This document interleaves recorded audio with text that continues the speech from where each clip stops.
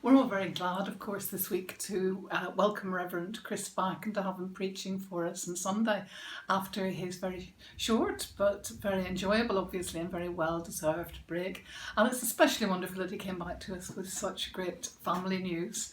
Congratulations to everyone on the new arrival and to Sandra too, of course, for her own recent success.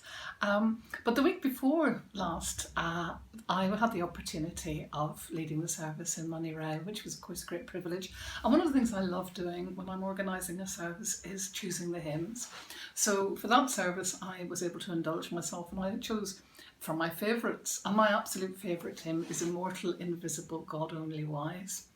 And the reason that I like that hymn so much is because of the wonderful paradox within it, the idea of light being a kind of glorious mantle in which God is concealed.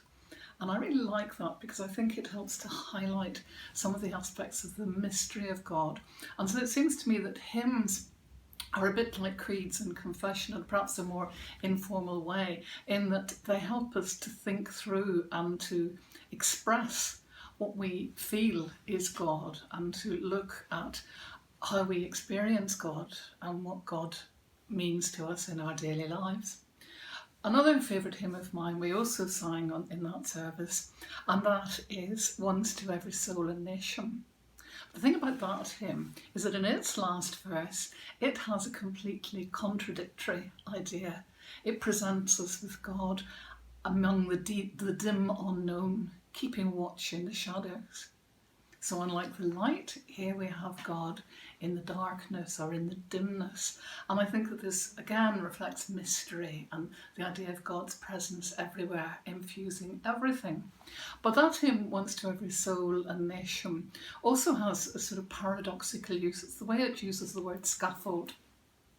And of course it talks about sharing the wretched crust of truth, even if sharing the crust of truth in certain circumstances may mean the scaffold, may mean great sacrifice and great personal loss.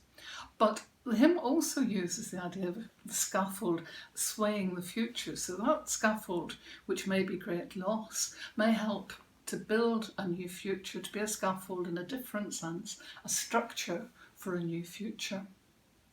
And as we emerge from lockdown, we face what is being called a new normal. And this means that we have a great opportunity, perhaps, to use the idea of the scaffold swaying the future and to think about what we want that future to be like, to think about how our faith will help to shape that future.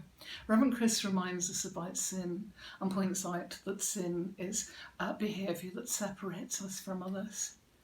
And sometimes we have to have it pointed out to us that we need to make amends for causing suffering to others. But if we can look to the future now in our new situation, perhaps we can work together to help to build the kingdom of God in the way that Reverend Chris suggests, swaying the future, to be more open, more loving, to learn from the gospel, to think about who our neighbour is, to think about those issues of social justice that Reverend Chris was speaking about on Sunday. Who is our neighbour? Who should we be looking to? Who should we be including?